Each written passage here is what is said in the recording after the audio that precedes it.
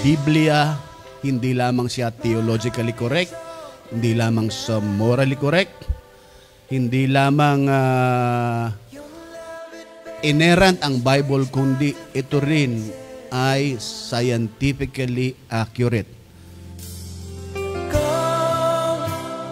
Jesus, I'm letting go.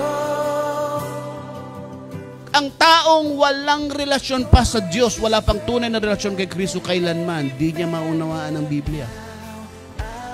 Because there is no Holy Spirit who will interpret the Bible to him or to her. Walang banal na spirito na gagabay sa kanya. Safe within my Savior's arms, right back where I belong.